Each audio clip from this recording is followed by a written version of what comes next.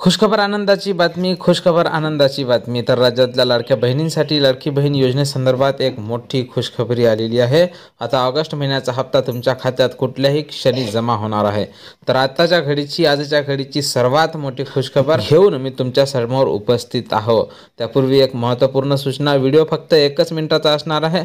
Video महत्त्वपूर्ण आणि माहितीपूर्ण असणार आहे. व्हिडिओ हा तुमच्यासाठीच बनवलेला आहे, त्यामुळे व्हिडिओला कुठेही स्किप न करता व्हिडिओ हा शेवटपर्यंत पहा.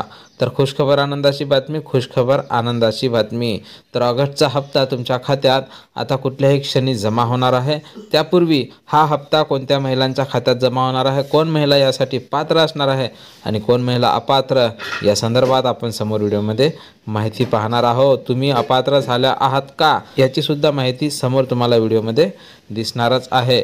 मी तुमच्यासमोर एक अपात्र झालेल्या महिलांची यादी जिल्हा वाईज ठेवणार आहोत, ते तुम्ही बारकाईने पाहून घ्या. नवीन असाल तर नक्कीच व्हिडिओला लाईक करून चॅनलला सबस्क्राईब करून घ्या. तर पाहून घ्या, सर्वात जास्त अपात्र झालेल्या यादीमध्ये पुणे जिल्ह्याचं नाव आहे. पुणे जिल्ह्यातनी 2,04,000 महिला अपात्र झालेल्या आहे.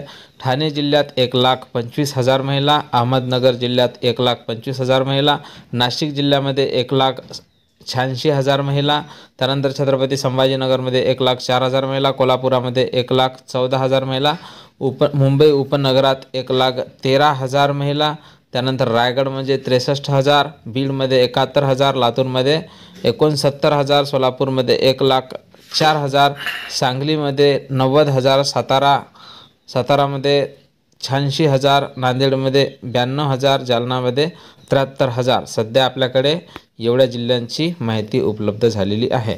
तर यानंतर तुम्हाला आपल्या व्हिडिओमध्ये आपल्या चॅनलवर डायरेक्ट तुम्ही अपात्र झाले आहात की पात्र आहात या संदर्भात माहिती पाहायला मिळणार आहे पुढच्या व्हिडिओमध्ये. त्यामुळे तुम्ही तुमचं गाव, नाव आणि जिल्हा मला नक्कीच कमेंट करून पाठवा.